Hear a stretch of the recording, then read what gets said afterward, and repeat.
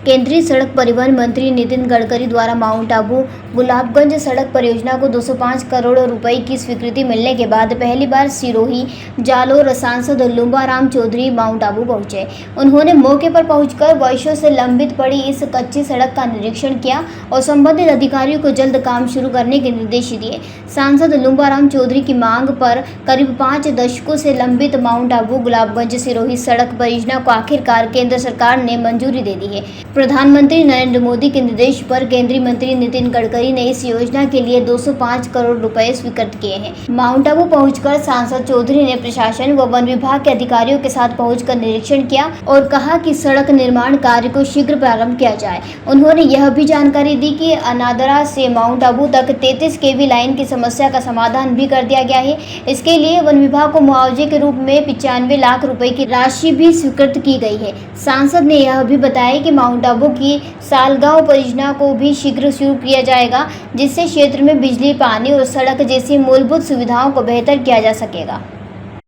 हमारे मुख्यमंत्री महोदय और विद्युत मंत्री महोदय को मैं बहुत बहुत धन्यवाद देता हूँ और साथ में हमारे वन मंत्री महोदय और अधिकारी जो हमारे डीएफओ साहब भी हमारे साथ में विराजे हुए, एसडीएम वहाँ पर सभी अधिकारियों ने एक पॉजिटिव वे में लेते हुए, जो कि माउंट आबू एक राजस्थान का हिल स्टेशन है और एक विद्युत ऐसी चीज़ है कि वहाँ हर एक चीज़ के लिए ज़रूरत पड़ती है और हमारे यहाँ माउंट आबू के अंदर कई विदेशी पर्यटक भी आते हैं।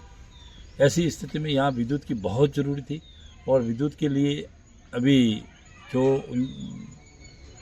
वन विभाग द्वारा 95 लाख का डिमांड भेजा था, वो डिमांड विद्युत विभाग ने जमा करवा दिया है और वन विभाग द्वारा भी उन्होंने एनओसी जारी हो गई है और अभी मुझे खुशी है कहने तक कि भाई अभी इन्होंने हमारे जल्दी से जो माउंट आबू के अंदर विद्युत के कई वर्षों से, सैकड़ों वर्षों से प्रॉब्लम चल रही थी, वो अभी समस्या हल होगी। इसके लिए मैं आपको भी धन्यवाद देता हूँ, हमारे मुख्यमंत्री को धन्यवाद देता हूँ, हमारे विद्युत मंत्री, हमारे वन मंत्री और हमारे भारत सरकार के वन मंत्री और आदरणीय मोदी, सभी राजस्थान सरकार, भारत सरकार को धन्यवाद। इस मौके पे माननीय नरेंद्र जी मोदी प्रधानमंत्री महोदय, हमारे नितिन जी गडकरी जो पीडब्ल्यू मंत्री भारत सरकार और हमारे भजन लाल जी को मैं बहुत बहुत बधाई देता हूँ, धन्यवाद देता हूँ जालोर सिरोही की तरफ से और राजस्थान की तरफ से भी कहूँ तो कोई शुद्ध नहीं होगी, क्योंकि माउंट आबू एक हिल स्टेशन था, राजस्थान का एक मात्र जो हिल स्टेशन है। और आपने देखा था कि एक समय ये आया था कि बरसात के अंदर ये सिंगल रोड होने के कारण कई बार चट्टानें गिरने से एक बार मैंने देखा था कि अपने लिए 5 दिन माउंट आबू बंद रहा था और हेलीकॉप्टरों से दूध और सामग्री भेजी थी। उसी समय से पहले से भी कई सालों से मांग चल रही थी कि एक वैकल्पिक व्यवस्था के लिए माउंट आबू का दूसरा रोड होना चाहिए और ये रोड 69 के अंदर इसका कुछ निर्माण हुआ था, मगर उसके बाद उसकी फाइल बंद हो गई और यूँ का यूँ रह गया और वहाँ झाड़ियाँ खड़ी हो गई।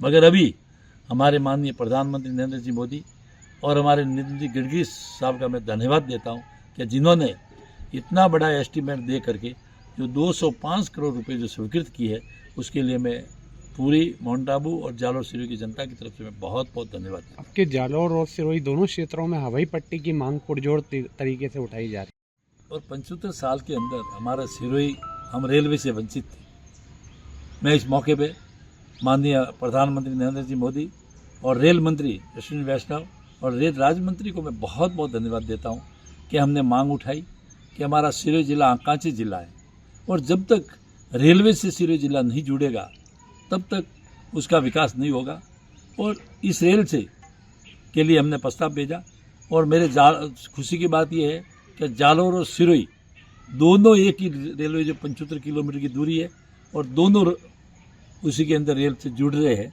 इसके लिए जालोर और सिरोही में बहुत खुशी है और मैं उसका आभार व्यक्त करता हूँ कि इन्होंने पहली प्राथमिक जो स्वीकृति होती है वो दी है।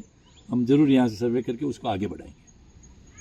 माउंट आबू से अनिल एरन की रिपोर्ट। जयराम जी, किशन काका, राम राम भाई, राम राम। क्या दोनों भाई बैठ के क्या हिसाब लगा रहे हो? ऊटी लहसुन के भाव आ गए क्या? अरे नहीं रे दादा, ये अपना रमेश नया मकान बनाने के लिए लोन ले रहा है। हिसाब किया तो पता चला कि लोन का पैसा तो ईंट और रेती में ही पूरा हो जाएगा।